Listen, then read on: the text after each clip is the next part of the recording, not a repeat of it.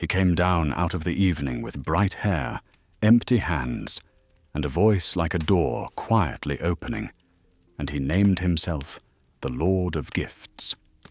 The little upland folk he has come for own nothing worth an army. Some sheep, some green stone, and springs that never fail. What he truly wants from them cannot be taken by force, it can only be given. So he begins, gift by patient gift, to teach a proud people how to say yes. The upland lay beneath him in folds of green, quiet under the late light, its long grasses flowing around dark stones set by hands now dust. Past the western rim, the sun went down through a veil of gold, touching every stream and roof with a brightness almost worth preserving. Sauron stood on the height and watched the smoke rise from the scattered dwellings below. No wall enclosed them. There was no tower to govern them, no road to mark the boundary of their little country, and they had chosen remoteness and mistaken it for freedom. He had learned of them from traders who could not afterwards remember his questions. The people called themselves the Vair, a name that belonged to no tongue of renown, and they kept sheep on the high slopes, grew pale grain in the hollows, and shaped green stone into bowls thin enough for light to pass through. Their chief wealth was neither flock nor field, but the clear springs that rose beneath the hills and never failed in summer. Men from the lowlands had tried to tax them. Wandering lords had offered protection in exchange for obedience. The Vair had sent each petitioner away with bread, salt, and refusal. Such pride might be turned more cleanly than fear. He came down as evening gathered, wearing the form he had prepared with care. His hair fell bright on his shoulders, pale as heated silver, and his face held the grave beauty of one who had looked on lands beyond mortal sight. He wore white beneath a mantle of muted gold, unmarked by badge or device, and at his side hung no sword. Even his footsteps were chosen, light enough to seem courteous, firm enough to carry through the grass when the first shepherd saw him coming. The man froze beside his flock with his crook lifted, while the sheep crowded in around his knees. "Peace upon your house," Sauron said.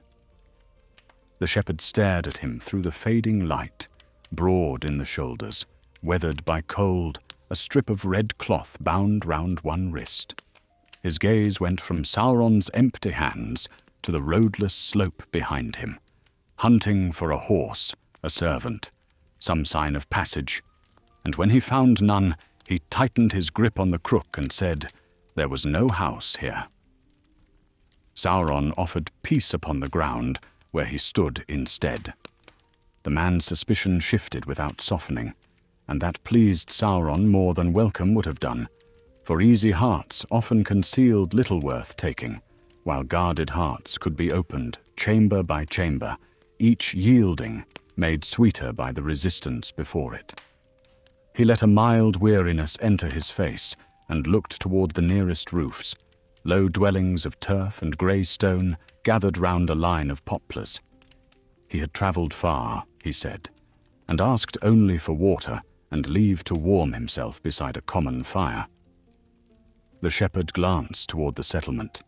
A dog crept out from behind the flock, belly low, and began to growl, its ears flattening as Sauron turned his eyes on it, and for one small instant the beast saw more than the man beside it could. A shape vast against a furnace-red sky, a hand closing round towers, a darkness made weight and will. The dog gave a broken whine and fled downslope, scattering sheep before it. Sauron watched it go without moving. When the shepherd asked what name he bore, he said that among many peoples he was called Anatar, and the name entered the air smoothly. He had spoken it before in fairer halls, where lamps burned without smoke and voices weighed every syllable for hidden craft, and it did not diminish when given under an open sky to a man who smelled of wool and rain. The shepherd repeated it once, awkwardly, like a man testing a foreign coin between his teeth, then asked what it meant. "Lord of Gifts." That brought the first true change. The shepherd's mouth hardened, and his eyes went to the village again, not in hope, but in warning, and he said they had had lords come bearing gifts before.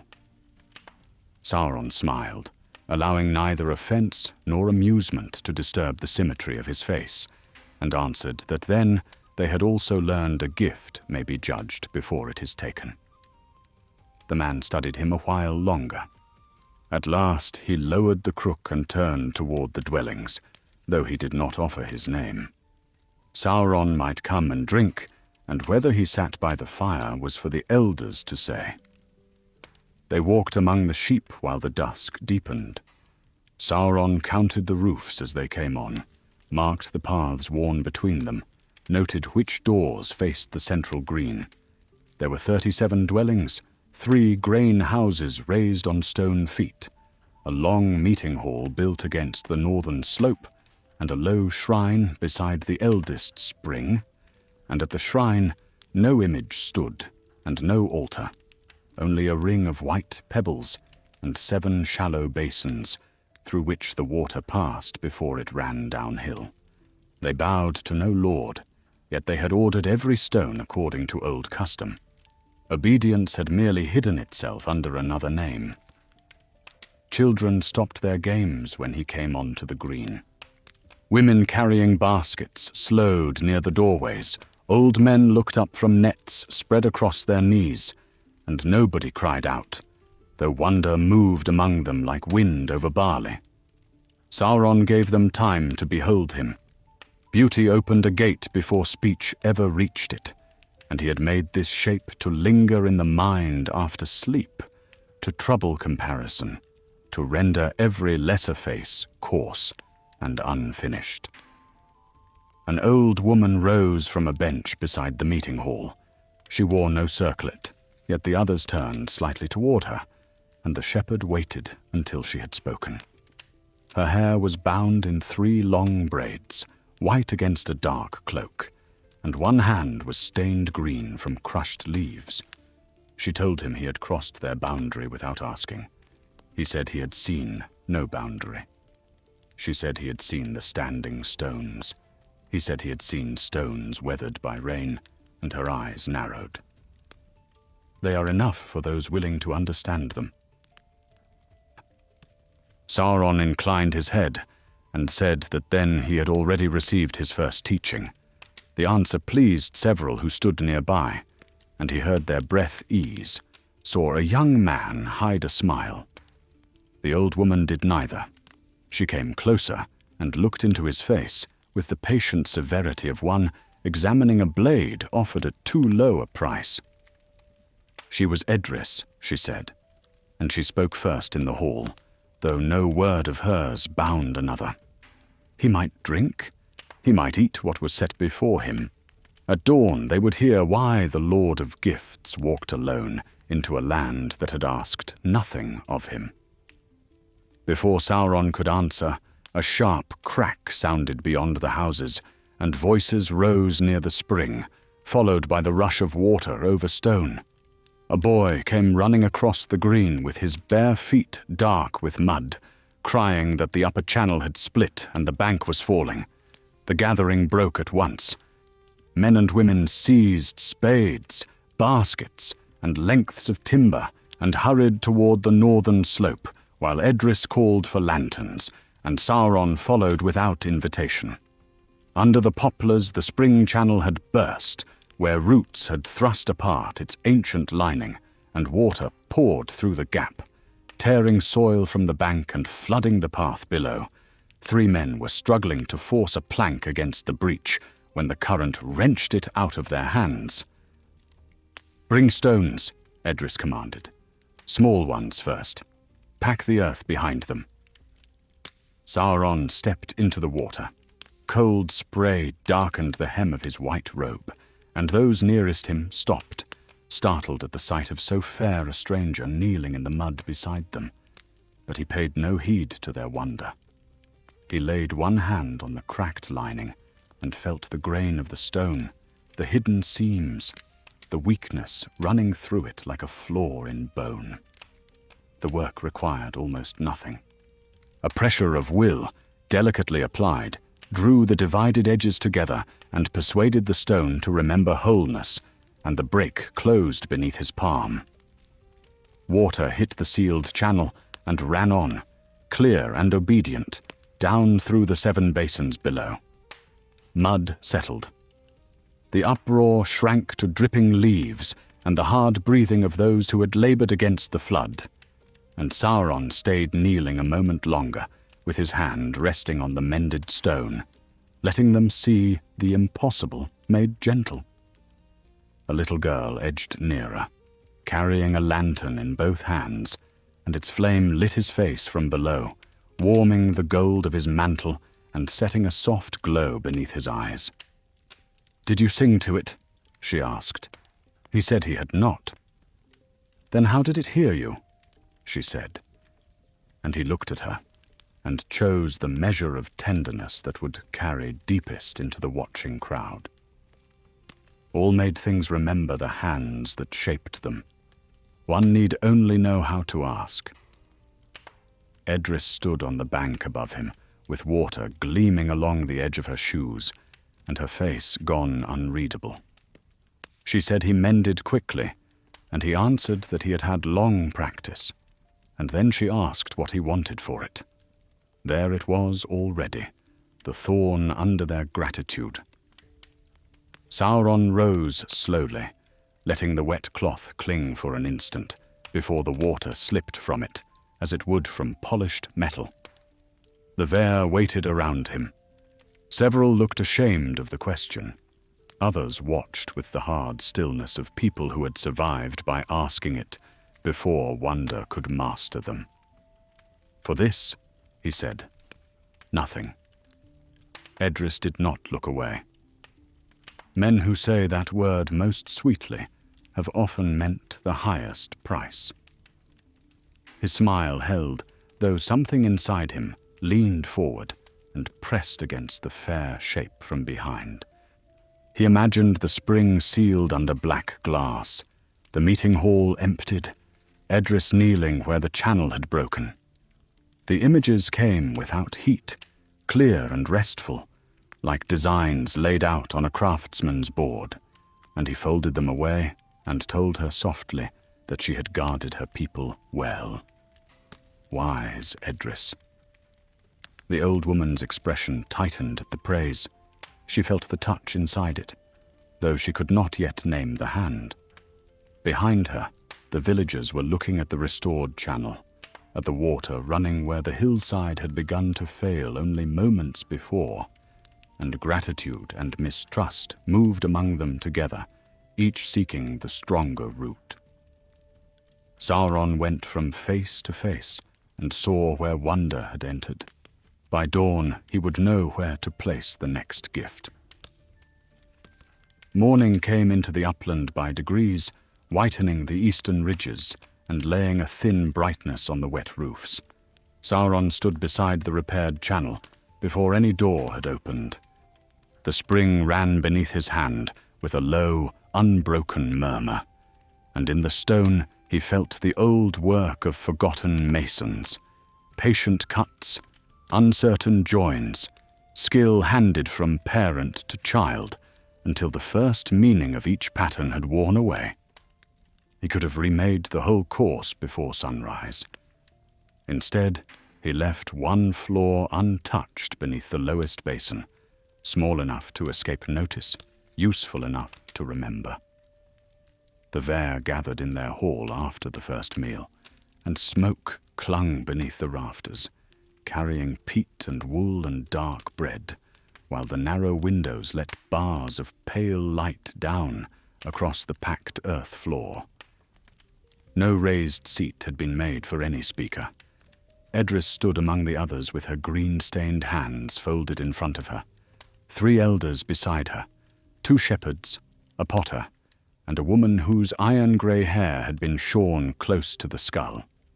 The rest pressed along the walls or sat on low benches, leaving Sauron a wide space at the center. He came in without haste and let the murmuring quiet around him. His garments showed no trace of mud or water from the night before, and that small impossibility drew more eyes than the mended stone had done, because wonder becomes sharper when it is hidden inside an ordinary thing. He saw the little girl from the spring sitting near the doorway, with her chin on her knees, and the shepherd who had first met him standing behind her, with one hand on the lintel. At last the man gave his name. He was Brannock, he said, and he had brought him in. As one brings a storm beneath a roof, said the close-haired woman. A few mouths twitched, but no laughter followed. Sauron turned to her and inclined his head, and said that storms seldom ask leave, and she answered that he claimed better manners than the weather, and he told her he claimed only that he was here to speak before he acted. Edris was watching him closely. He had acted at the spring, she said. Their hillside was falling, he said. And now it stands, she answered. They had thanked him, and the question remained. Sauron let his gaze travel through the hall before it came back to her. He had marked the anxious households already, the patched roofs, the ones whose sheep had thinned through winter, the ones who stored grain in jars rather than bins because they had too little to fill a room. Need writes its own script on a people. It showed in sleeves turned twice at the wrist, in boots soled with rawhide, in the way certain eyes followed his clean hands. He had crossed many lands, he told them, and had found that distance does not preserve a people forever. Roads lengthen, kings grow hungry. Men with iron hear of green fields and clear water, and sooner or later they come asking what may be taken.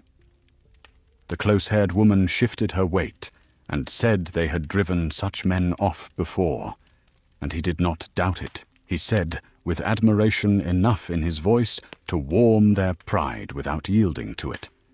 He moved to a pillar near the center of the hall and laid his fingertips on the wood, where the beam had split along one side, wedges and binding cords, still holding it upright. They had strength, he went on, and they had courage. Yet strength may be spared, and courage need not always be paid for in blood. From under his mantle he drew a narrow case of pale wood, smooth and without hinge. Several men straightened. He opened it with a touch and showed 3 tools laid on dark cloth, a sickle, a small hammer, and a knife with a broad, plain blade. No jewel on them, no rune shining on the metal. Their beauty lay in their exactness, every edge and balance answering the hand before it was lifted. He offered the sickle to Brannock, and the shepherd hesitated, then came forward and took it, and the handle settled into his grip, as though shaped from the measure of his bones. Sauron watched surprise pass over his face, and an unwilling pleasure follow it. On a bench lay a bundle of reed stems waiting to be woven into mats. Brannock drew the sickle through them, and the whole bundle fell apart in one soft motion, every cut smooth and level. It would not blunt, Sauron said, nor rust beneath rain, nor break against hidden stone. The potter stepped nearer in spite of herself and said, "No iron keeps an edge forever." This was not the iron she knew, he answered, and put the hammer in her hand. The head was scarcely larger than her fist, yet she grunted at the weight of it, then frowned when Sauron touched 2 fingers to the haft. The burden altered. She lifted it easily, and struck the cracked pillar where he showed her, and the timber gave a deep, resonant note as the split closed from within, its fibers drawing together until the binding cords loosened and fell away. A murmur went through the hall, and he let it rise. He showed the knife last, laying it on Edris's open palm, and told her it would cut root, hide, stone, or bronze, according to the will of the hand that bore it, and would not turn against the bearer, nor take more than was intended. Edris tested its balance, but did not close her fingers around the handle. "And these are gifts?" she asked. "They were the beginning of one," he said. The hall quieted again. He had felt the moment coming, and had shaped every word toward it. Yet he gave no sign of eagerness, since desire announced too early becomes vulgar. He looked out to the grain houses through the western windows, their stone feet dark with damp. He could teach their smiths to make such things, he said. He could show them how to seal grain against rot, how to lay roofs that neither storm nor frost would trouble, how to strengthen their springs without narrowing the course. The knowledge would remain when he had gone. "And what would remain of you?" Edris asked. Sauron smiled. "A small sign above the door of your chief's storehouse. Nothing more." He drew on the pillar with one finger, and a line of faint gold came up in the wood, curving down and crossing itself in a shape simple enough to be mistaken for an open hand. The mark gave off no heat, yet several people stepped back from it all the same. It was not one of the devices he bore before armies, nor any sign known in the great places of the world. Even so, his will lay inside its form, folded and sleeping. Brannock lowered the sickle and asked why tools should need a sign. "They did not," Sauron told him. "Then why should we?" the shepherd said. And the answer came back smooth. "Because trust must take some shape." Edris handed the knife across to him and said that trust was given by deeds. "And did I not give you one last night?" "You mended a channel." "He had preserved their spring," he said. She said he had closed a crack.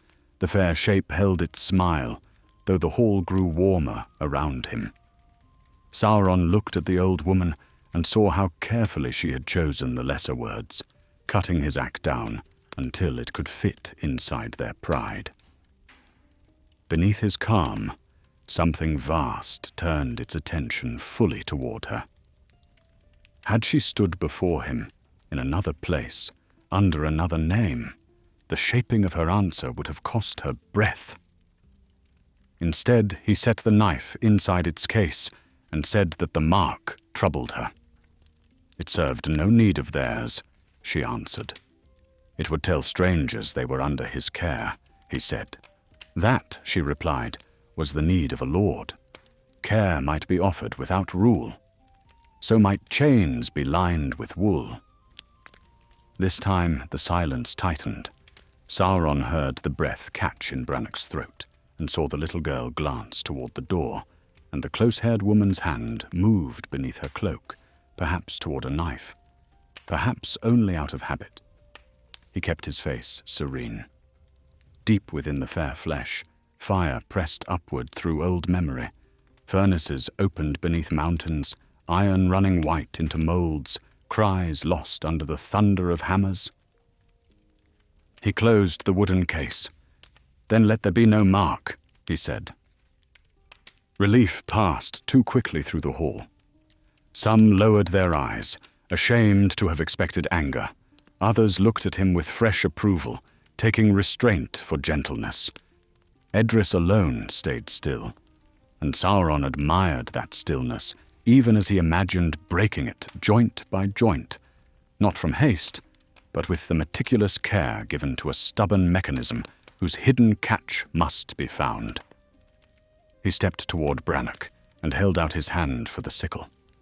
The shepherd looked down at the flawless blade, and his thumb moved once along the grip, lingering where the wood had fitted itself to him. "He might keep it," Sauron said. Brannock's face altered. "Without the sign?" he asked, and was told, "Without the sign." Edris turned sharply. "Give it back." The command came from her before she could soften it.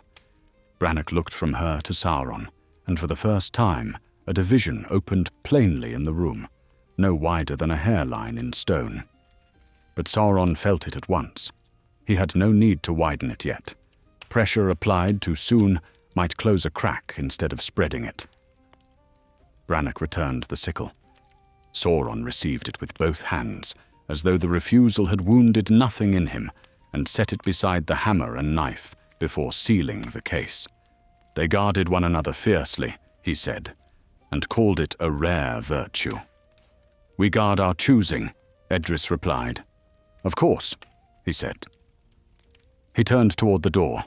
Sunlight reached across the floor and touched the hem of his mantle, brightening it until the woven gold ran almost to flame.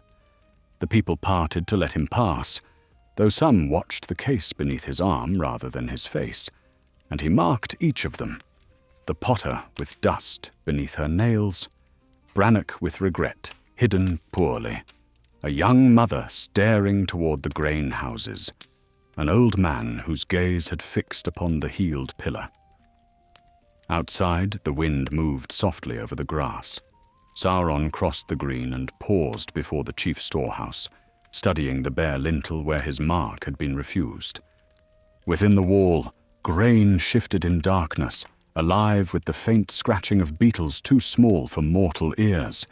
He placed one fingertip against the stone foundation, and far below sight, the hidden floor in the spring channel opened a little wider. The floor opened beneath 3 days of clear weather. No rain had softened the bank and no root had moved, yet the lowest basin cracked before noon with a sound like a cup breaking in an empty room. Water slipped through the seam, darkened the soil, and began to eat beneath the path where the children carried jars. By the time Brannock saw it, one edge had sunk to the width of a hand. He shouted for spades, and the green answered with running feet. Sauron came last. He had spent the morning among the outer dwellings, asking quiet questions while hands worked around him, and he learned which roof leaked over a widow's bed, which yew had failed twice to bear, and which winter had taken 6 of their old people before the first thaw. They spoke more freely when Edris was absent. Need made no speeches. It merely looked toward the thing that might ease it. At the spring, men packed clay beneath the basin, while women drove stakes into the bank, and the water found every weakness they closed and opened another beside it. Mud climbed their legs. A length of woven reed vanished into the hollow beneath the path, drawn down as though something below had swallowed it. Edris stood ankle-deep in the current, striking the earth with a mattock. "Cut a new run above the shrine," she called. "Turn the water until the bank is firm." The potter said it would tear the upper slope, and Edris told her to brace it with timber. They had little timber fit for such work, Sauron said, and his voice passed through the labor without effort, so that heads turned toward him. He stood on the dry bank in pale garments, untouched by spray, one hand resting lightly on a staff he had not carried when first he came, its wood dark and straight, capped by a piece of white metal that caught the sun. Edris did not stop digging. "They had enough," she said. "Enough to mend this place," he replied, and then another would fail. The mattock struck stone. The jar in the little girl's hands trembled as a second crack ran through the basin and split its rim, and water leapt outward in a silver sheet, knocking one of the workers to his knees. Sauron moved before the others, seizing the man by the arm and drawing him clear with a strength concealed beneath grace. For an instant, his fingers closed too tightly. Bone shifted under his hand. The man gasped, and Sauron released him at once, letting concern soften his face while the hurt arm was cradled against a soaked tunic, and he asked forgiveness. The bank had given way. The man nodded through pain, grateful for rescue, and too startled to question the grip that had nearly crushed him. Sauron watched understanding pass near him and fail to settle, and it pleased him to see how readily mortals chose the shape of an event that allowed the world to remain bearable. he stepped down into the broken channel and told them to let the water run. Edris raised the mattock and ordered him to stand aside. "Only for a moment," he said. The command beneath the courtesy touched every ear, though few knew why they obeyed, and the workers withdrew from the bank. Sauron planted the end of his staff in the flooded earth and turned it once. Beneath the mud, stones long buried stirred toward one another. Soil hardened between them, roots twisted into dense cords, and the broken basin lifted from its hollow as though borne on hidden hands. Along the slope above, 7 pale stones rose through the grass. They came upright one after another, narrow and smooth, forming a half circle around the spring. No tool marked them. Their surfaces held the faint luster of moonlight even beneath the sun, and where each entered the earth, the trembling bank grew still. Water returned to its channel, running clear across the healed basin. No one spoke until the last stone ceased to move. The little girl set down her jar and went to the nearest pillar, and her hand hovered before its surface. "It is warm." "Only while the work settles," Sauron said. Edris climbed from the channel with mud streaked to her knees, and she looked from one stone to the next, following the curve they made around the spring, and told him to take them down. Brannock stared at her. "They had saved the bank," he said. "The bank stood before he came," she answered. A silence opened among them. Sauron felt each glance turn toward the repaired channel, then toward the white stones, and he gave the silence room, knowing that gratitude could become resentment if forced to defend itself. Brannock wiped mud from his hands and faced Edris. "The old lining was failing," he said. "We all knew it. We knew where it failed, and now it does not." The man beside him turned his hand over, empty. "Now we do not know what holds it."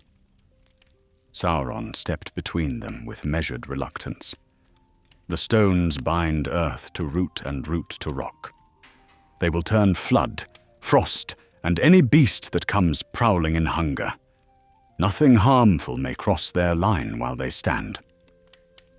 The close-haired woman walked up to one of the pillars and struck it with the haft of her knife, and a clear note rang out across the slope. "Nothing?" she asked, and he told her nothing that bore malice toward those within. Her eyes came up to his then. "And who teaches the stone what malice is?" "I do." There was no sweetness in the answer. It came out too cleanly, and for one breath the fair face looked carved from something harder than flesh, the light in his eyes deepening to the color of metal at the mouth of a furnace. Then he smiled again, and the impression passed like shadow under water. Edris saw it. She came to the center of the half-circle and laid her palm against one of the stones, and Sauron felt her through it at once. The pulse beneath her skin, the old pain in 2 fingers, the small quickening of fear she would not permit into her face. He let the stone answer her touch with a faint hum. She asked what else they barred, and he said whatever she desired barred. Could a man leave freely? She wanted to know. And he said yes, if he left without design against her. And if you judge his design wrongly? I do not judge wrongly. The words settled over the spring. Sauron heard the error as soon as it was made, though he did not regret it. He was weary of clothing certainty in humble forms for people who worshipped doubt as though it were wisdom. Around him, the Vare had gone very still. Even Brannock lowered his gaze from the stones. Edris drew her hand away.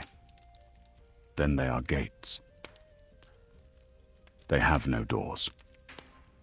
Gates do not cease to be gates because the bars are hidden. He looked at her muddy garments, her lined face, the stubborn lift of her chin, and behind the fair skin his patience contracted into a bright and narrow point.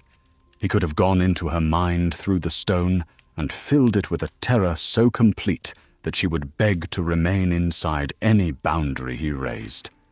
He touched the edge of that act, tasted how easy it would be, then withdrew. These stones asked no labor of her, he said. They demanded no tribute. They stood while she slept and watched when her eyes were turned elsewhere. We did not ask them to watch, she said, and he asked whether every safeguard must wait upon invitation. Yes, Edris said. The answer passed through him, like grit drawn across polished metal. She turned to the close-haired woman and told her to bring the iron maul, and several voices rose at once. Brannock stepped forward, pleading with Edris to wait, while the potter argued that they should test the stones through one season.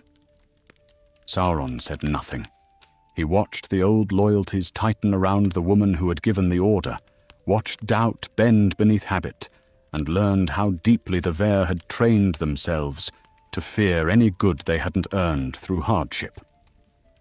Mara came back with a maul whose head was dark from long use. She planted her feet before the nearest pillar and swung. Iron struck pale stone, sparks went into the grass, and no mark appeared. A murmur moved through the people. She struck again, and the blow jarred through her shoulders and nearly tore the haft from her grip. Sauron felt the impact in the stone as a faint touch against his own will. He could have let her labor until nightfall, each failure wearing obedience into those who watched. Instead, he opened the pillar to her third blow, and the stone split from crown to root. A deep sound rolled beneath the slope. The other 6 pillars shuddered, and the water in the basins rose in smooth, unnatural domes before falling flat again. Sauron's smile vanished, and for the space of a heartbeat, the shape called Anatar stood without expression, too tall beneath the sun, his shadow stretching uphill against the light. "Break them all," Edris said. One by one, the Vair obeyed. They used iron, wedges, fire, and ropes, changing their method as each stone resisted in a different fashion, and Sauron permitted every fracture, feeling the pieces of his craft fall into grass and mud, while the people shouted warnings and dragged one another clear. With each pillar broken, the fair shape grew quieter. At the last stone, Brannock hesitated. He stood with the maul raised, looking at Sauron across the spring, regret hollowing his face, and said that Sauron had saved them labor, maybe more than labor. "I offered you safety," Sauron said. Brannock swallowed. "We cannot take it this way." Sauron regarded him gently. "There will come a day when you ask for what you cast down now." Then Brannock struck. The final pillar burst apart with a sound like thunder under the earth, and a shard passed close to Sauron's cheek and cut a fine line through the flawless skin. No blood came at first. Within the narrow wound, something dark glimmered beneath the beauty, red at its depth. The little girl saw it and began to cry. Sauron touched the cut. Gold light gathered beneath his fingertip, sealing the skin so perfectly that no scar remained. And when he lowered his hand, courtesy had returned to his face, smooth and complete. He told them they had chosen. No one answered. He left them beside the ruined stones and walked alone toward the western ridge. Behind him, the spring went on running, but the water had taken on the faint taste of iron, and beneath the oldest dwelling, a fox woke in its den and began clawing blindly at the earth, driven by a terror it could neither flee nor understand. Before sunset, every beast beyond the outer fields would turn its head toward the Vair. By dusk, the beasts had gathered beyond the outer fields. They did not cross the ditches or come near the fires. Foxes crouched among the fern with their bellies pressed flat. Hares sat upright in the open grass. and lean hill wolves watched from the blackening ridges without sound. Even the sheep had drawn together in tight circles, their heads turned toward the western slope where Sauron had vanished. The Ver barred their doors before full dark, though no one spoke of fear. Sauron returned beneath the first stars. He came down the green path with a covered basket on one arm, his mantle darkened to the color of honey in firelight, and the watching beasts lowered their heads as he passed, not in submission, but beneath a pressure that made flight impossible. He touched none of them. Their terror moved before him into the settlement, a cold herald slipping beneath doors and settling beside every hearth. Brannock met him near the meeting hall with 3 men at his back and said he had told them he was leaving. "I said you had chosen." "That is not the same thing." "No." Sauron glanced toward the beasts beyond the field. "It seldom is."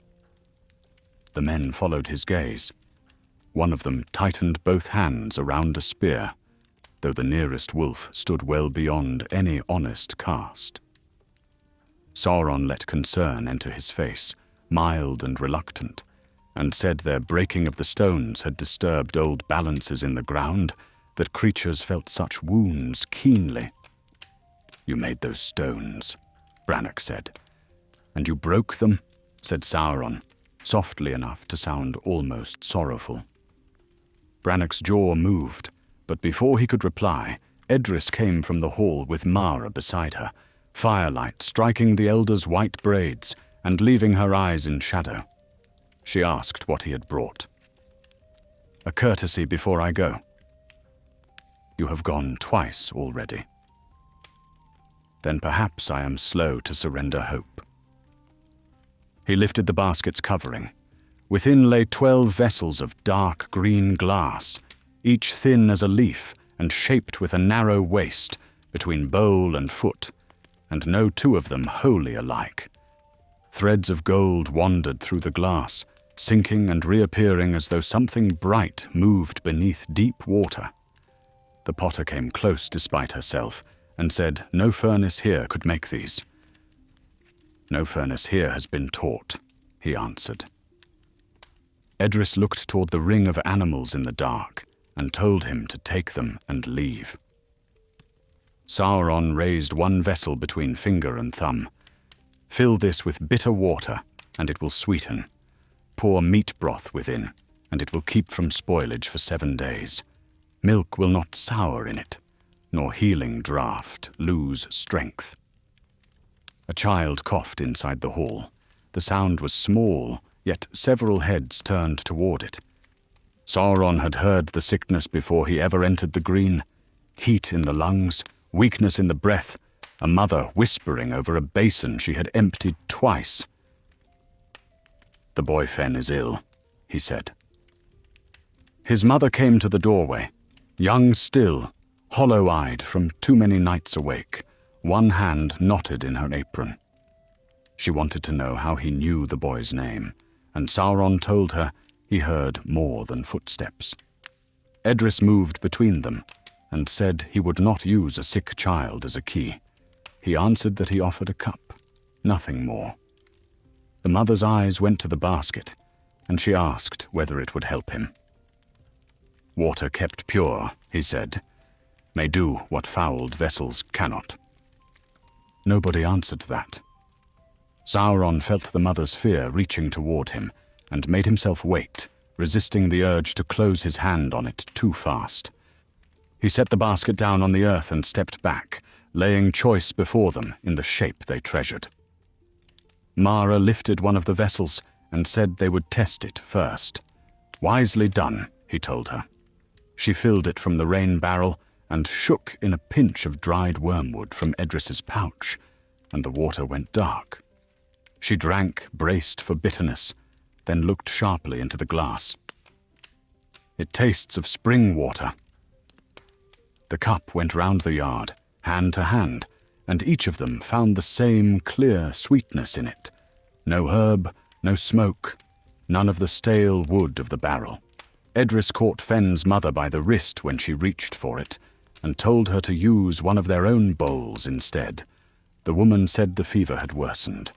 They had kept children through worse, the elder answered, and the mother said that did not mean they must. The words landed harder than any accusation.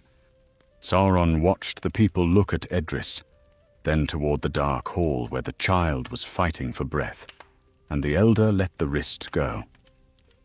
"Wash it in boiling water," she said, "and give him only a little." The feast began because nobody wished to call it one. They brought bread and smoked mutton, soft cheese, roots baked under the ash, the last of the autumn berries steeped in honey. The green vessels stood among the clay cups and caught the firelight and gave it back with a depth that made every ordinary thing beside them look dull. Sauron sat with the Vare on a low bench, taking no place of honor, and talked of distant valleys where the orchards flowered twice under warm winds. At first, the cups did only what he had promised. Sour ale softened on the tongue. Water from the iron-tasting spring came clean again, and the broth poured into Fenn's vessel held its heat. And when the child drank, the rasp in his breathing eased enough to let him sleep. Gratitude came into the hall more easily than wonder had. Brannock drank at Sauron's elbow, turning his cup slowly between both hands, and said he had known the beasts would come. Sauron said he had known they might.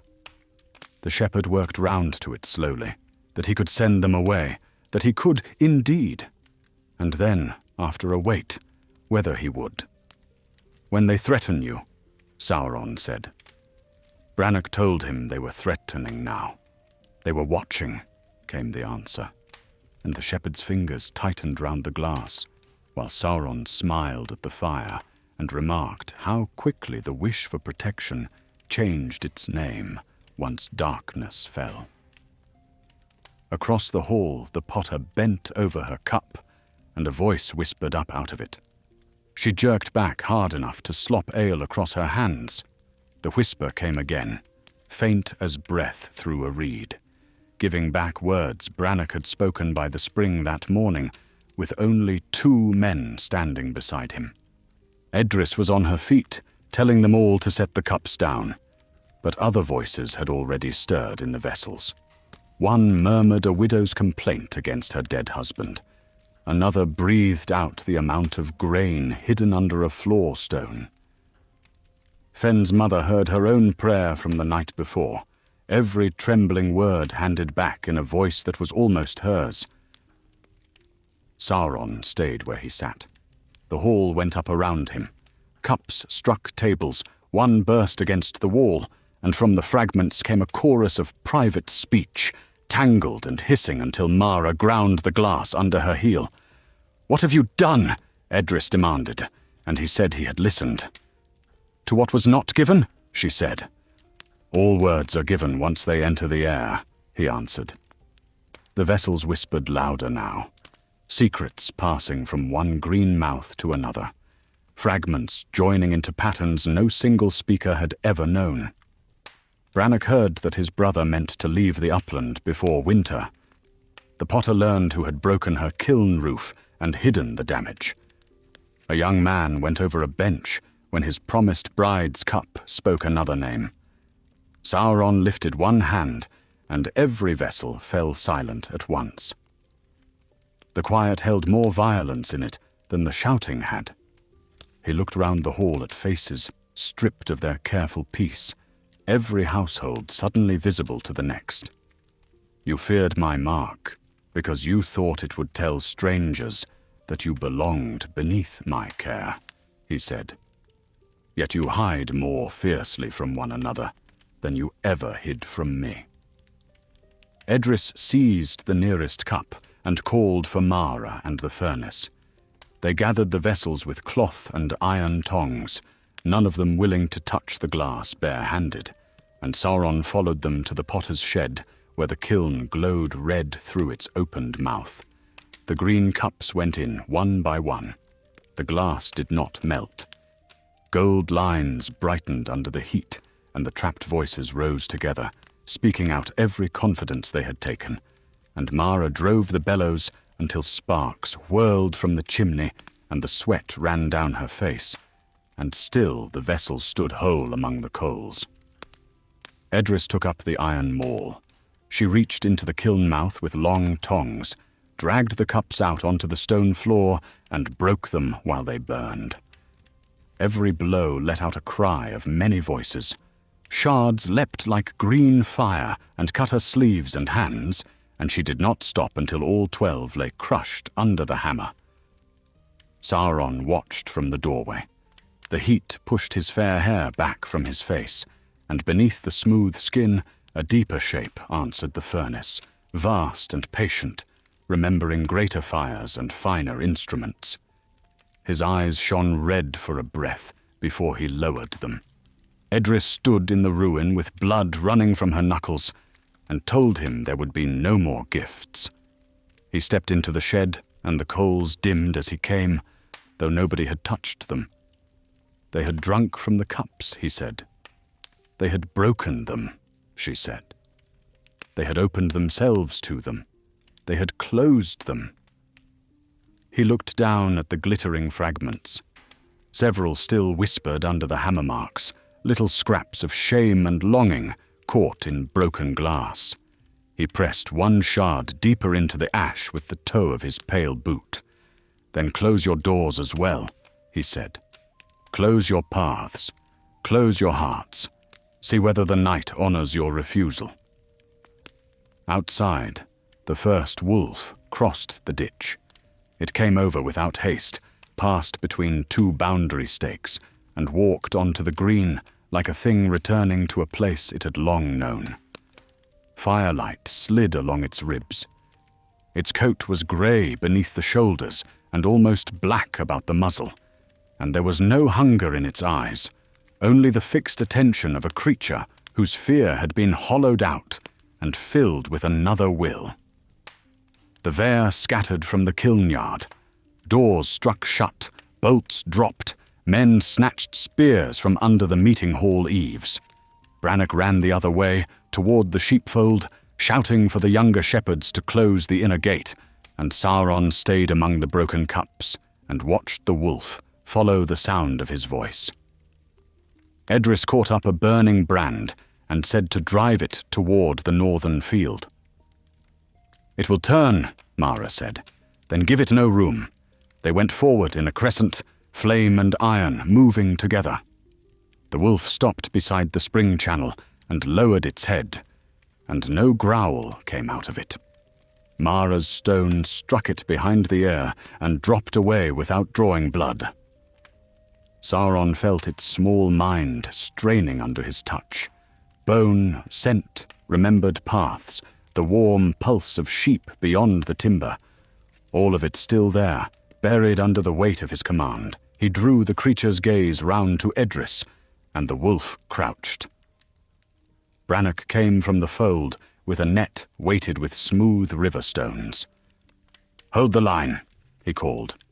"Do not stab unless it breaks through." The beast sprang before he had finished, flying low beneath the first spear, taking a man at the knees and sending him rolling through the grass.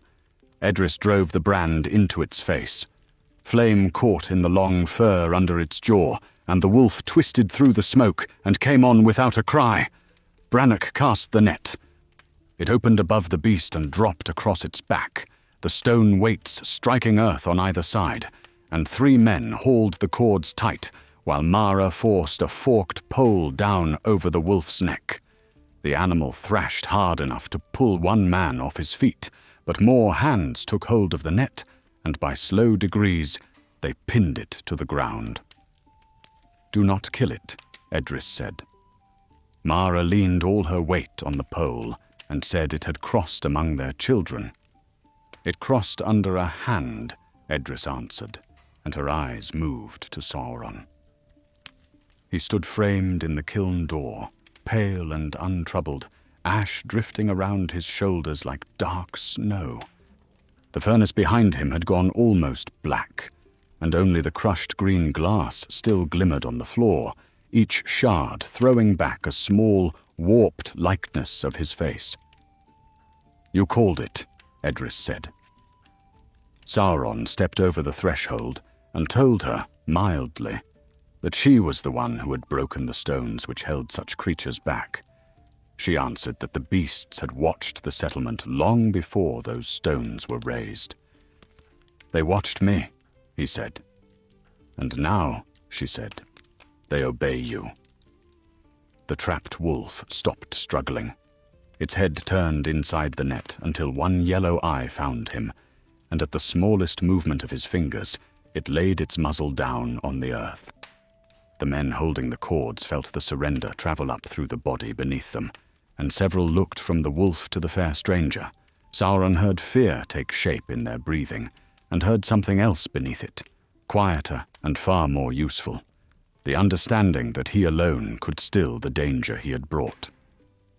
He went to the beast and knelt outside the net, murmuring "poor thing" as he set his hand on its brow. The wolf shuddered.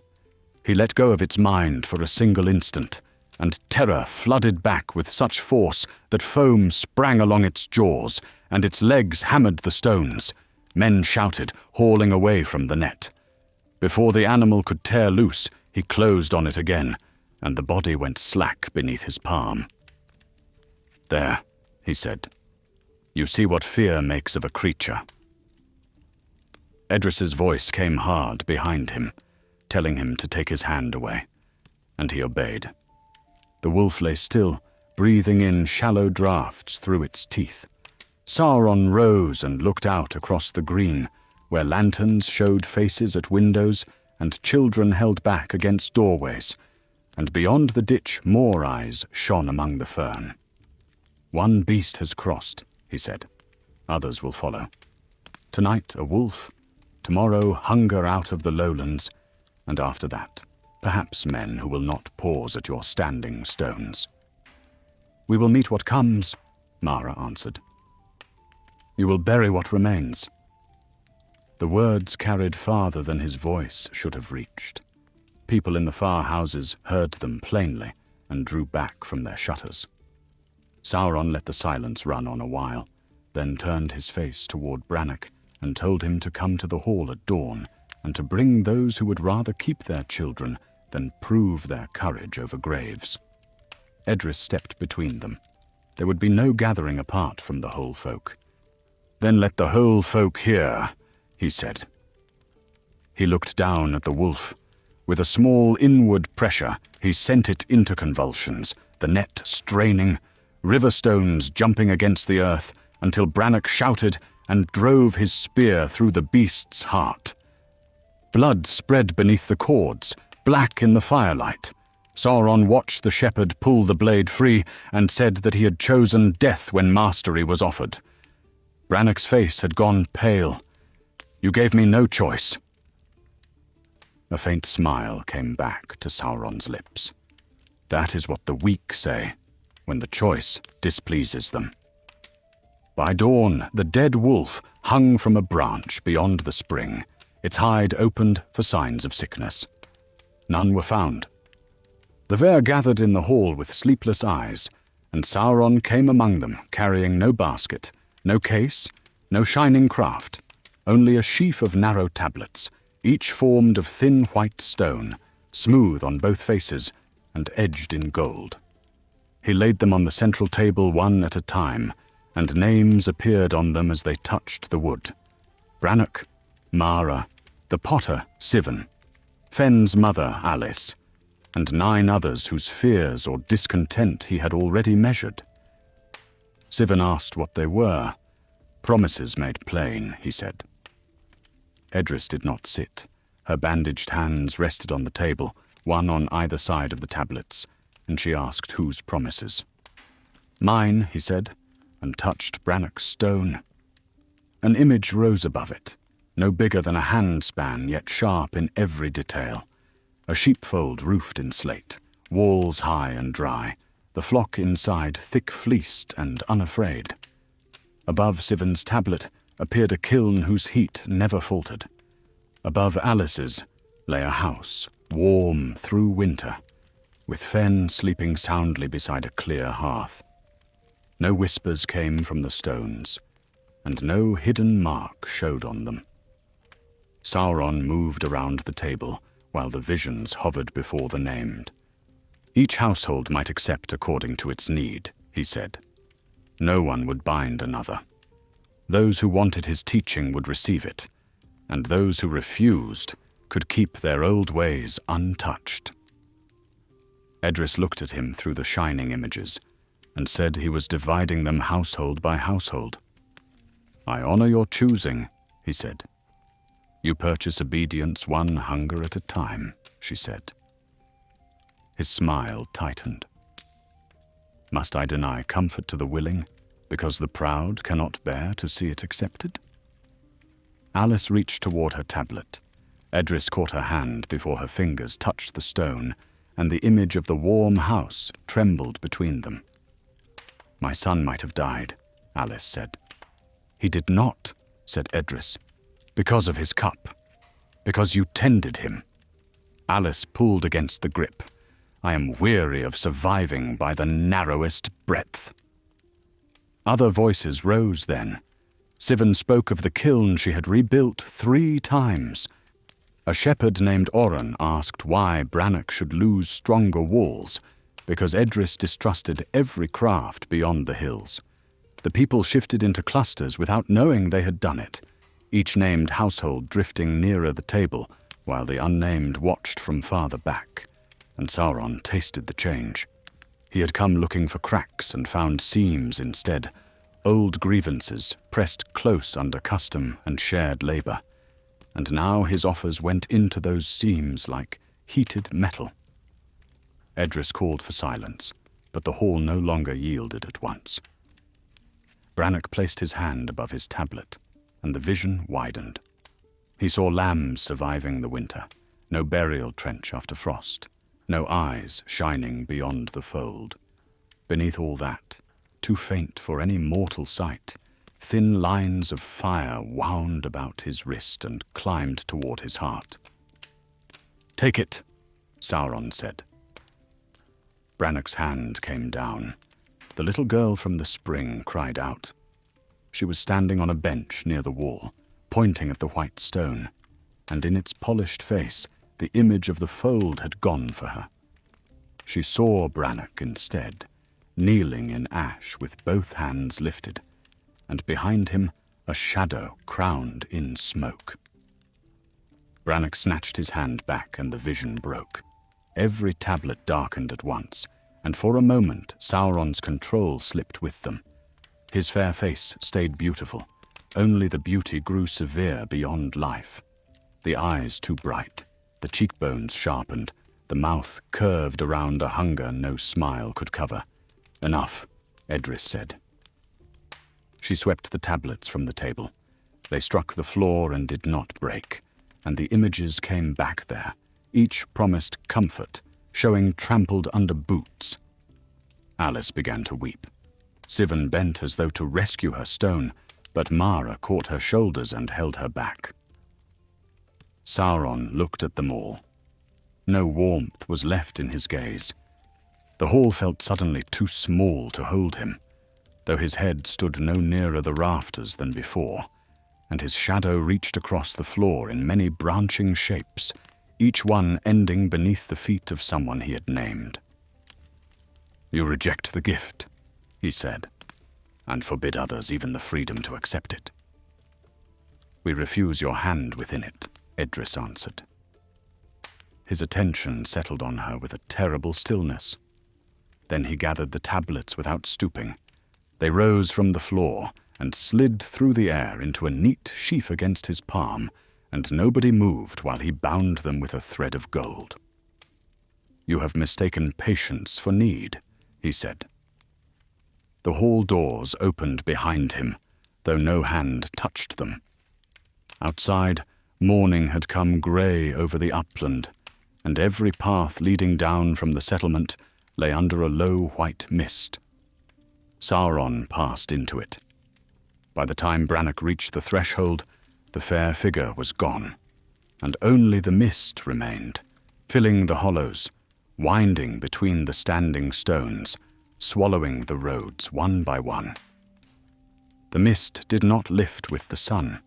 It lay knee-deep across the green and filled every hollow beyond the dwellings, white on the grass and grey under the trees, with the roofs rising out of it like low islands.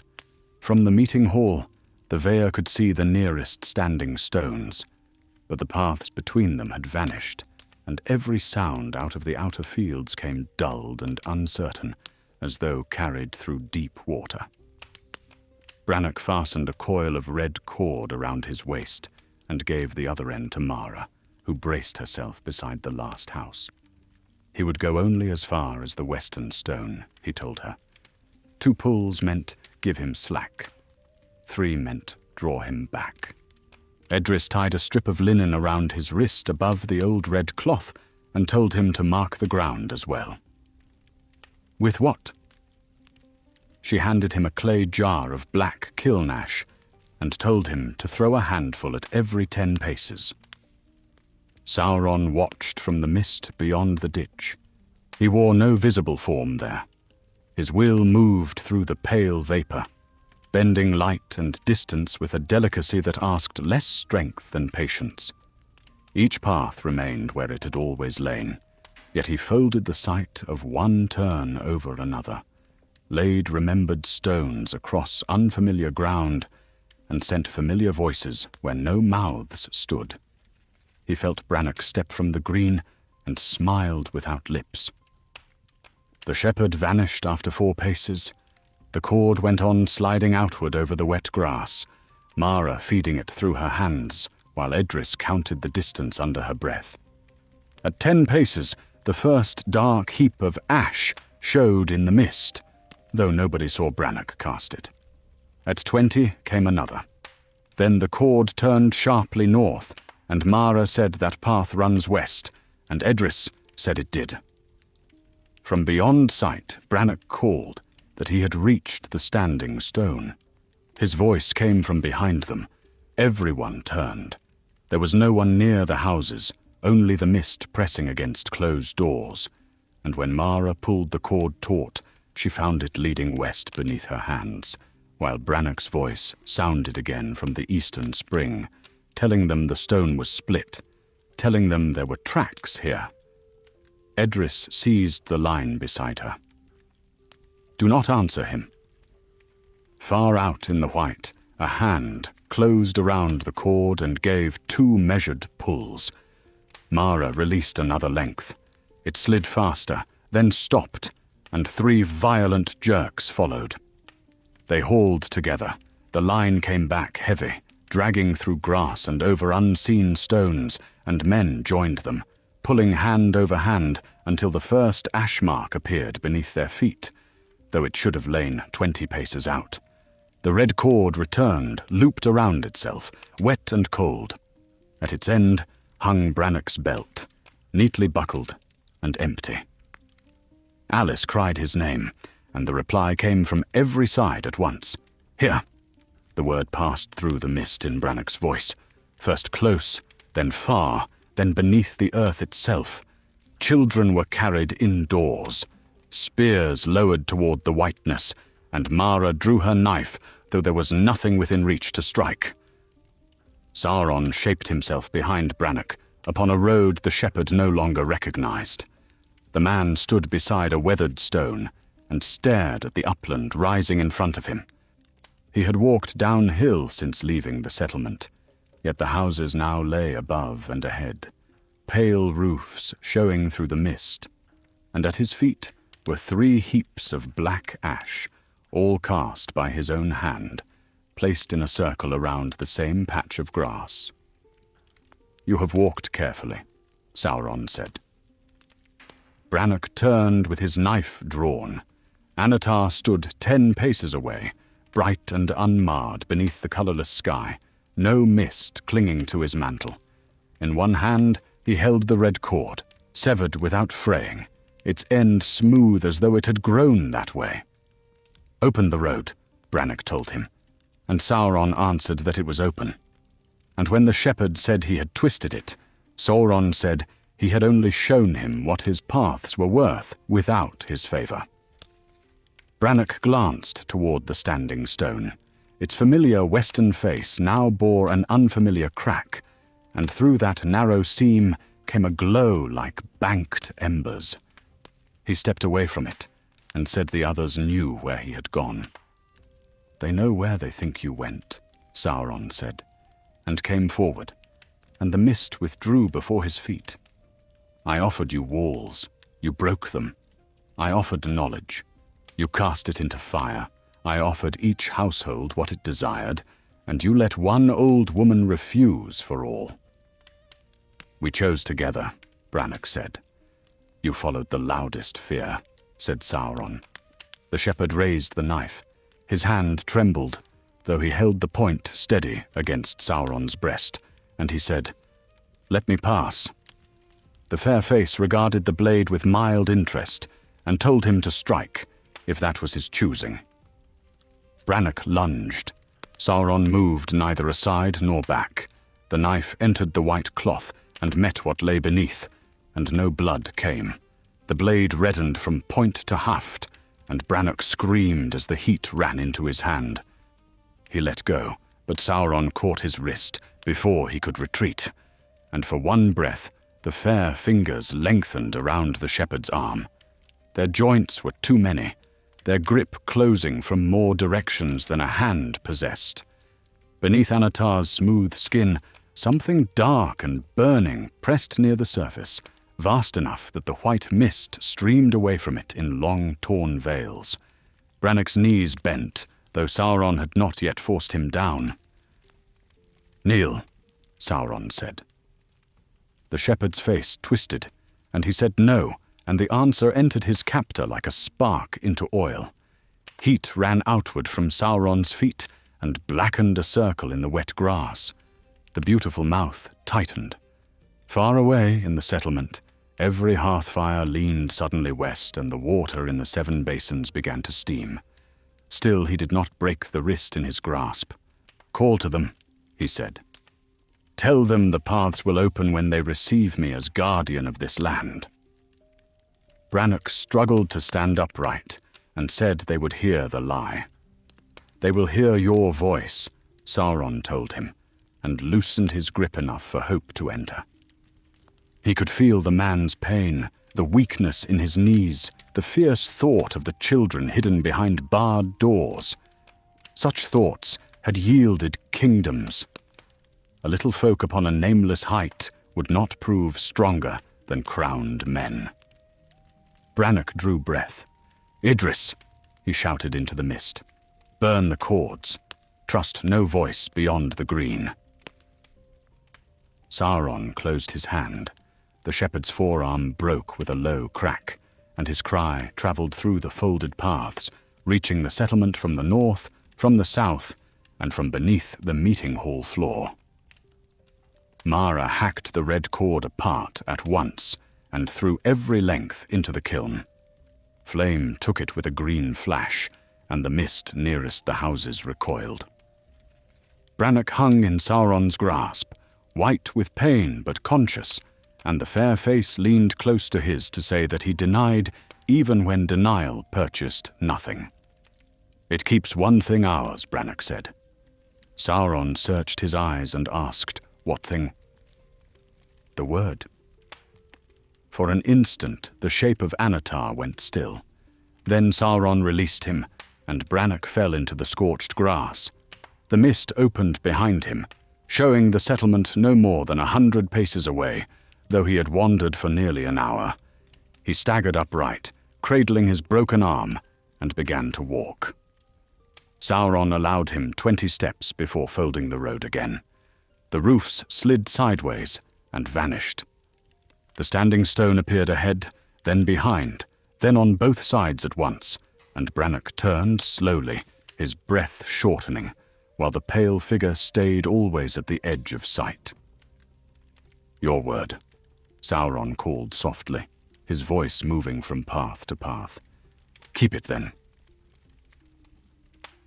By nightfall, Brannock had seen the lights of his own house 7 times, and reached none of them.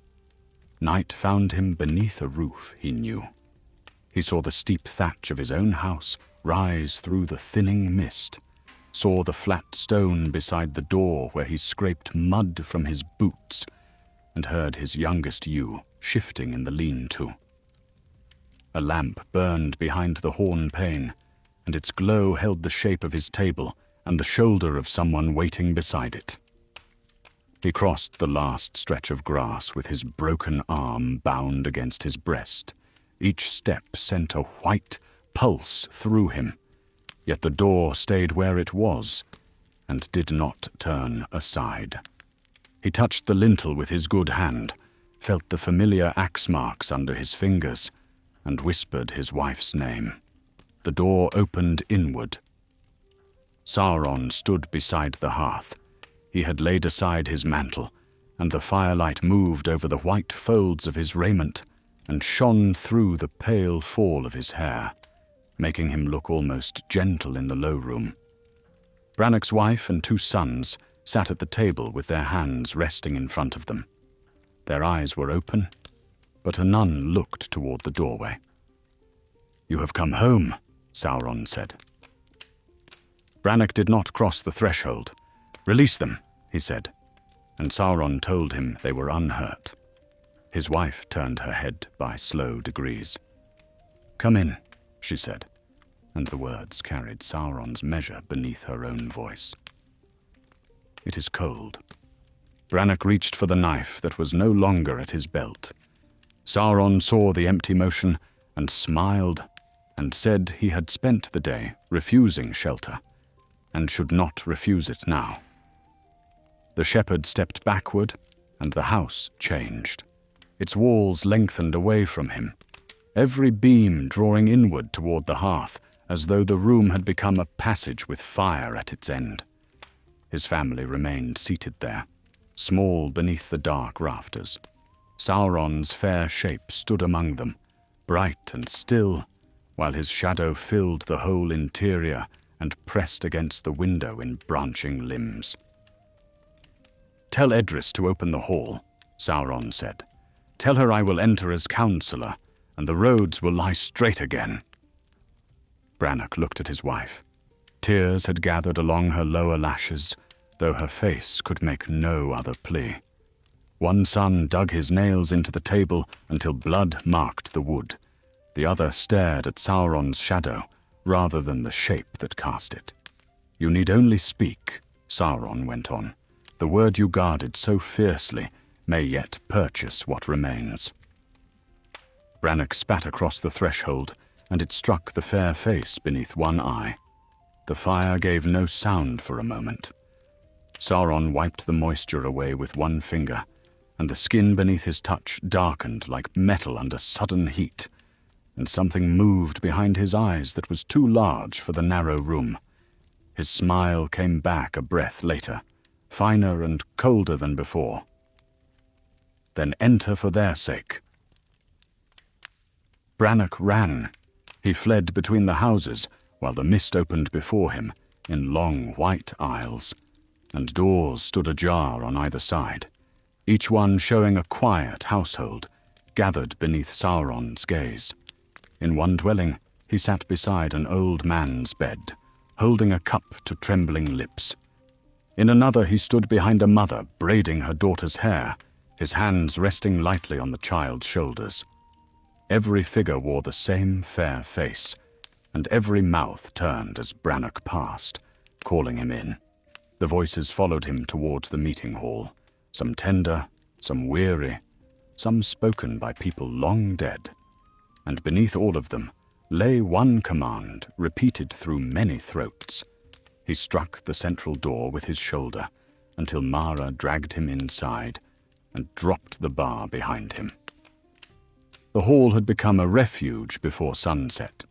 Blankets covered the windows, water jars stood beneath the benches, and iron tools lay ready beside every adult hand. Edris had brought the children into the inner storeroom, where no outer wall touched the mist, and along the floor she had poured a broad line of spring salt and kilnash, joining threshold to threshold. When Brannoc told them what waited in his house, No one answered at first. Mara splintered his arm with 2 strips cut from a grain board while Edris listened, her face emptied of all but attention. Outside, footsteps began to circle the hall, light and unhurried. Sauron moved around the building, touching each shutter as he passed. Through the wood he felt the bodies within, the quick pulses of the children, the slower beat of the wounded, the rigid stillness of those holding weapons. Their salt and ash amused him. They had found one narrow manor in which the mist recoiled, and imagined they had learned the shape of his power. He stopped before the eastern door and called for Alice. Inside, Fenn's mother flinched. The boy slept against her lap, his breath rough once more, for the healing held in the green vessel had departed when the cup was broken. Sauron heard the weakness in his lungs and laid one palm against the door, saying he could ease the child before the next breath. Edris seized Alice's wrist as she began to rise, and no whisper passed between them. The mother looked down at Fenn, counted the pause before his chest lifted, then pressed both hands over her mouth and stayed where she was. Sauron moved on and named the potter. Sivan stared toward the southern wall, where the crack of collapsing timber came through, and the roar of fire taking dry thatch. Her kiln house, rebuilt through 3 bitter seasons, burning in the darkness. "Open to me," he said, "and the flame will leave your roof." Sivan stood. Mara blocked her path, but the potter did not struggle. She crossed instead to the central hearth, took a burning branch, and touched it to the hem of her own work apron. The cloth caught.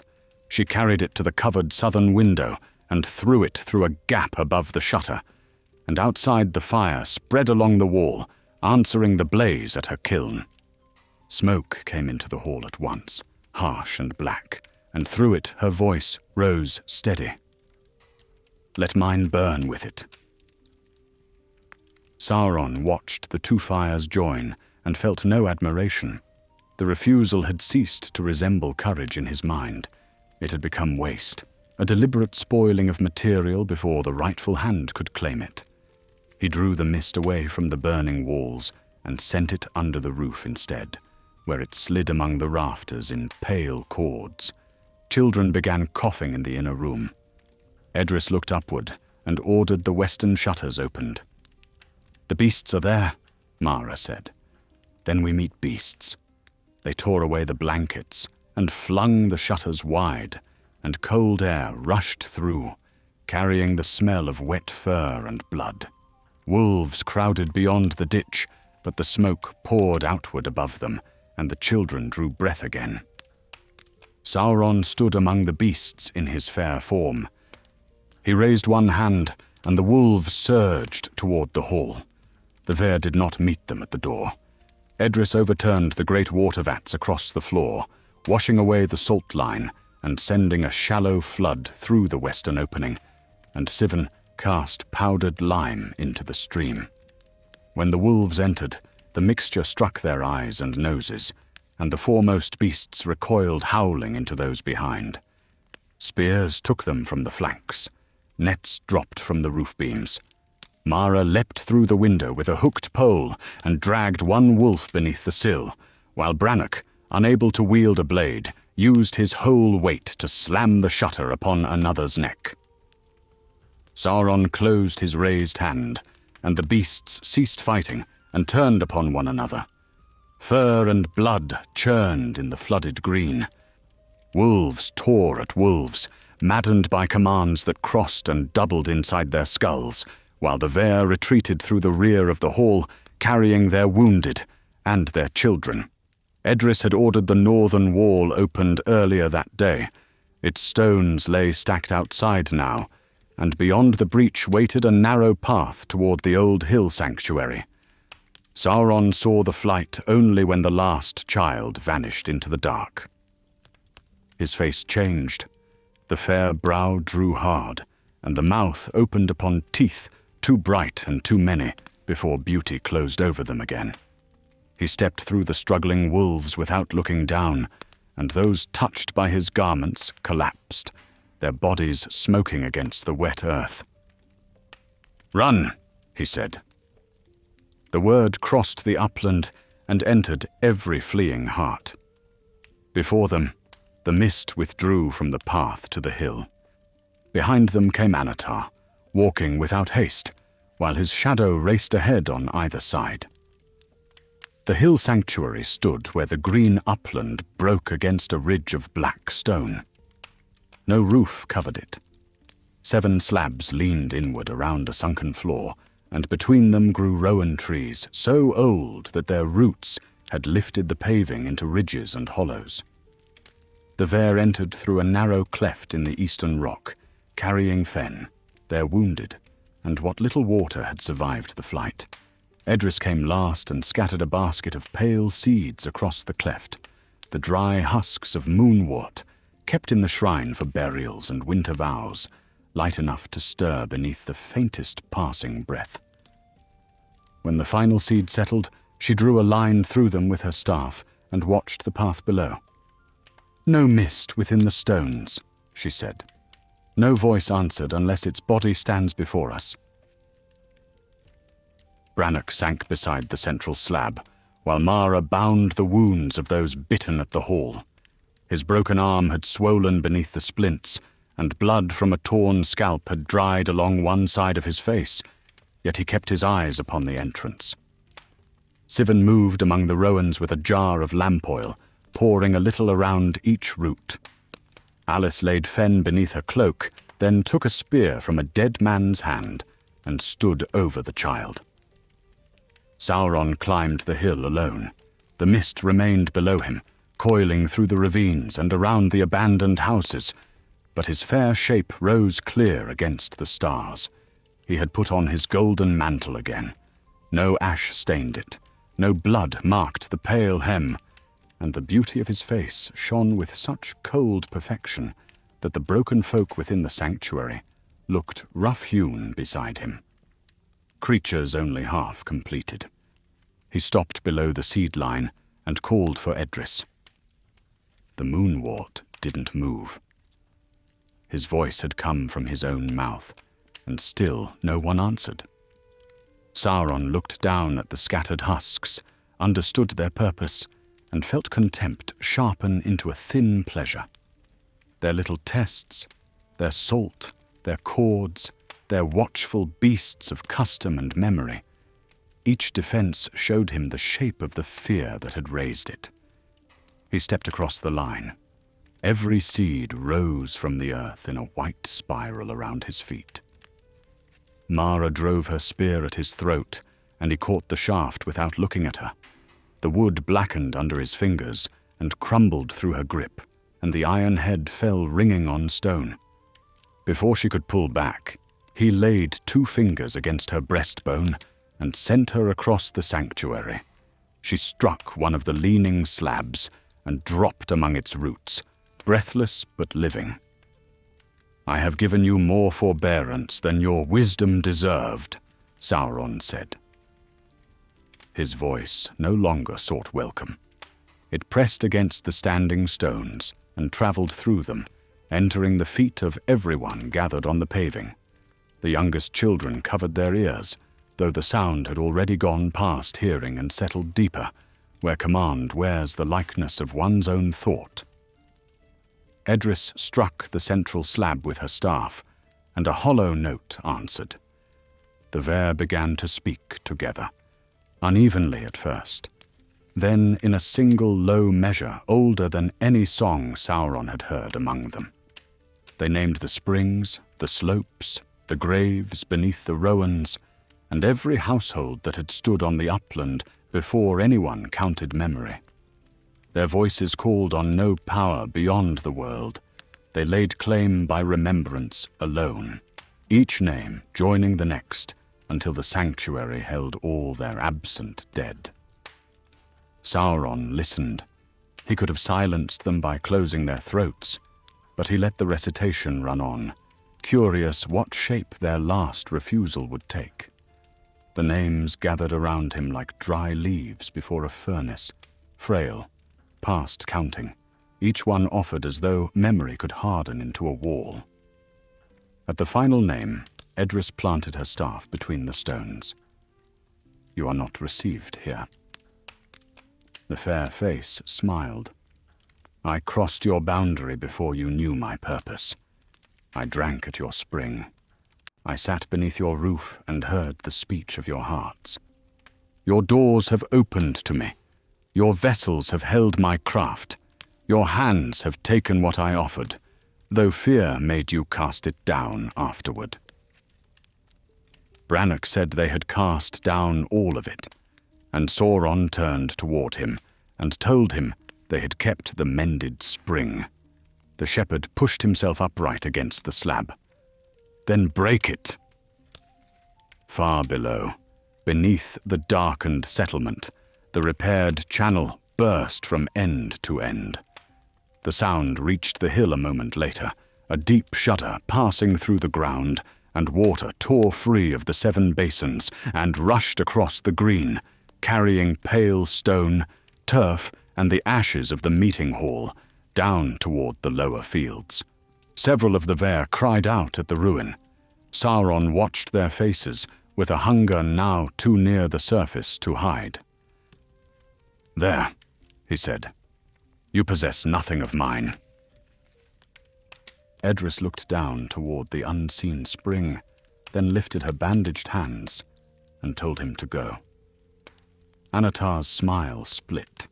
No wound opened in flesh, yet the expression widened past the measure of the face that bore it, and light withdrew from his features until beauty was only a pale shell stretched over heat and darkness. His shadow climbed the leaning stones behind him, crowned with smoke, its arms reaching far beyond the sanctuary, while the fair body stood motionless at its heart. "Kneel," he said. The rowan leaves turned black on their branches. Several of the Vair fell, driven down by the weight in his voice, hands striking the uneven paving. Alice bent over Fen and held to one knee, fighting for breath. Sivan clung to a root until her nails tore, and Brannock's splintered arm gave beneath him and struck stone with a cry. Edris stood. Blood opened through the wrappings on her hands as she gripped the staff, and her body shook under the pressure, but she kept her gaze on the shape before her. "No, Lord," she whispered. Sauron crossed the sanctuary, and with every step the fair form lost another small obedience to mortal sight. His hair lifted, though no wind blew. Under the white raiment, his limbs moved with a slow wrongness, longer at one instant and armored in darkness at the next, and red light burned through the seams of his beauty as through cracks in a sealed furnace. He took the staff from Edris's hands and closed his own. The old wood became flame without smoke, burning from within until the ash held the shape of the staff between his fingers, and he let it fall at her feet. "You have no word left," he said. Behind Edris, Sivan thrust both hands into the lamp oil pooled around the rowan roots and cast a burning wick. Fire raced through the sanctuary. The old trees kindled in a ring, their sap bursting with sharp reports, and flame rose between Sauron and the scattered folk. It did not harm him. It bent toward him, streaming across the paving and climbing his mantle as though it were coming home to its master. But for one moment the blaze hid his eyes from the people he had driven to the ground. Edris seized that moment. "West Cleft!" she cried. The Vair lifted Fen and the wounded, and fled between the rearward slabs, down a fissure too narrow for two abreast, and Mara staggered after them, dragging Brannock by his sound arm. Sauron stood among the burning rowans and watched the last cloak vanish into the rock. Then he shed the smile. The flames went flat beneath the sudden weight of him. The white raiment darkened like cloth held over coals, and the face called Anatar stayed fair only in fragments, bright pieces drifting across something immense and black. He stepped toward the western cleft, and the leaning stones cracked outward from his passing. Below, the ravines waited, and he entered them hunting. The western cleft went down steeply between walls of black stone, narrowing until shoulders brushed rock on either side. The Ver moved through it by touch, passing Fen and the wounded from hand to hand where the ground broke into sudden shelves. Behind them, the sanctuary burned with a dull red glow, yet no light followed Sauron into the ravine. Darkness came before him instead, heavy and warm, filling the cracks where the night wind had blown. He entered the cleft without bending. Stone split along both walls to make room for the shape he wore. Anatar's white garments still hung on him, though fire smouldered beneath their folds and long rents showed a surface like blackened iron underneath. His face gathered itself into beauty whenever moonlight found it, then loosened again in shadow, the fair mouth slipping wider, the pale eyes sinking into furnace glow. The disguise had stopped pleasing him, but he kept it. They would look on the face they had refused when he overtook them.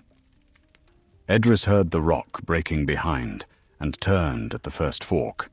One branch sloped downward toward the flooded fields. The other climbed through a dry throat of stone toward the western rim.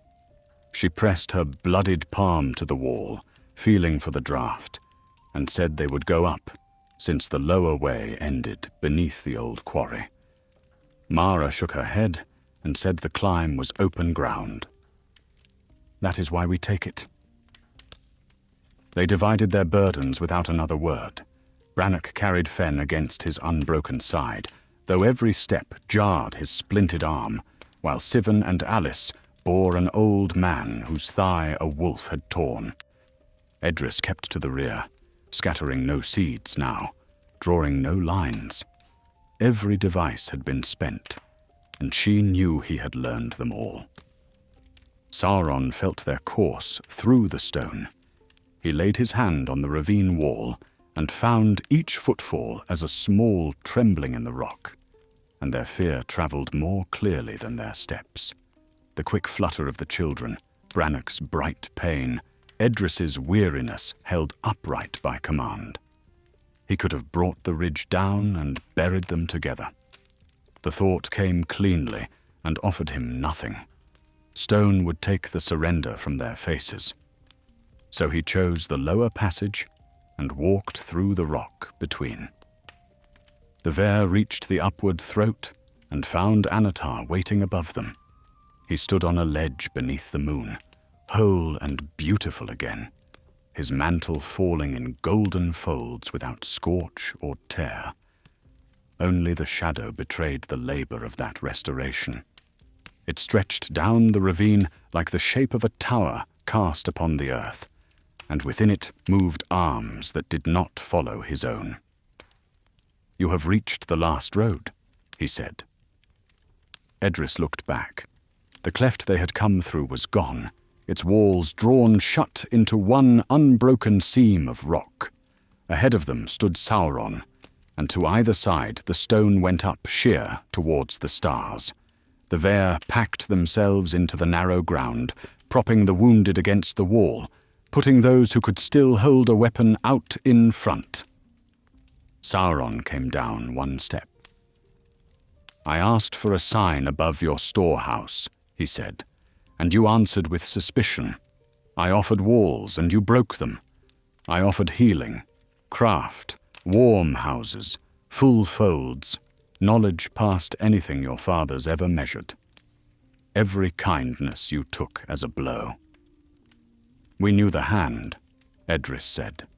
"You knew nothing." The ravine shuddered under the words. Dust came streaming off the cliffs, and several of the children cried out as that fair face hardened into a brightness it hurt to look at. He had meant to speak gently one more time, to make their yielding feel like the last free act of their own will, but his voice would no longer fit inside the narrow shape of persuasion. Brannock lowered Fen into Alice's arms and stepped out. There is no gift now.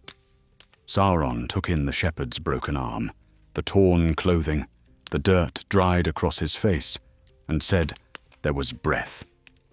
Brannock spat blood from a bitten lip. "Ours."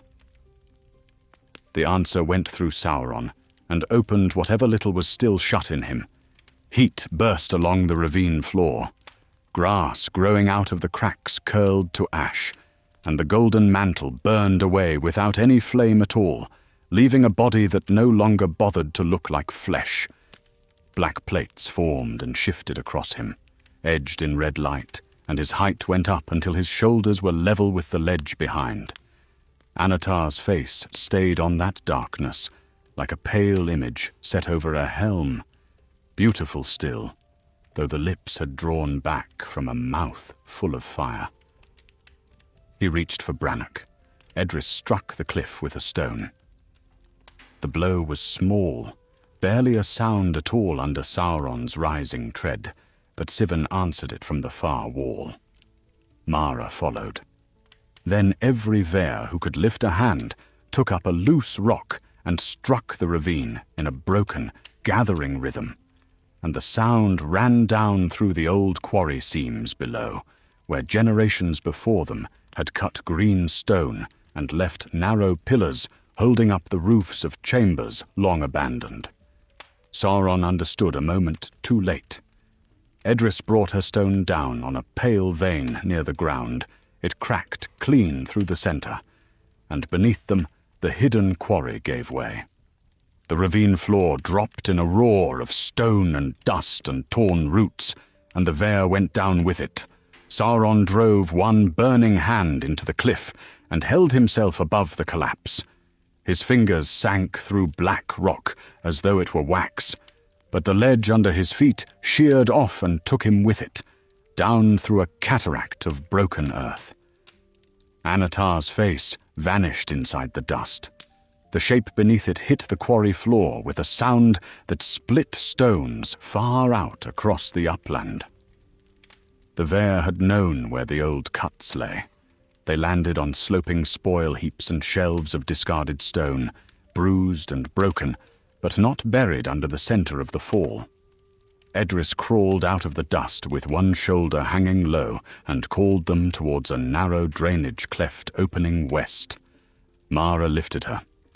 Brannock found Fen alive beneath Alice's body, and together they stumbled for that strip of cold night beyond the quarry, while behind them red light grew under the fallen rock.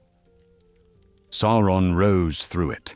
Stone rolled off his back and burst apart beneath his hands. The fair shape did not come back whole. Half of Anatar's face stayed smooth and radiant. The other half had opened into darkness edged with molten lines, one pale eye gazing out of the beauty, and beside it a burning hollow with neither lid nor mercy. He saw the last of the Vare going into the drainage cleft. The passage was too low for the body he wore now. He struck the quarry wall, and rock exploded around the opening, but the cleft bent sharply and carried them out of his sight, so he threw his will after them instead, calling each one by name, offering warmth, pardon, the life of the child, the healing of Brannock's arm. Edris spared her pain. No one turned. His voice lost every fair cadence in it, and the mountain answered with falling stone.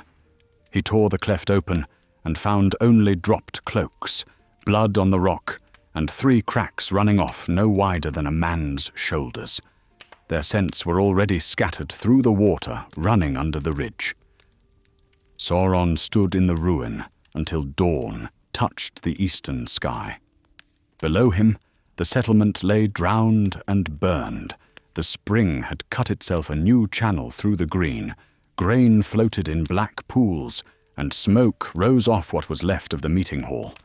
Of the Vare, no whole company remained within his reach. Some would die in the western gullies, some would scatter down into the lowlands and bury their name, and a few might live long enough to tell of the beautiful stranger who came bearing gifts.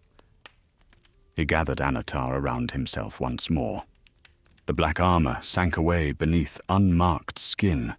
The burning hollows became clear eyes, the vast limbs narrowed, and golden raiment clothed him as softly as morning light. Yet when the fair mouth curved, nothing in the ruined upland answered it. Sauron turned east. Behind him, under a ridge of fallen stone, water carried the Vair's blood down into the dark.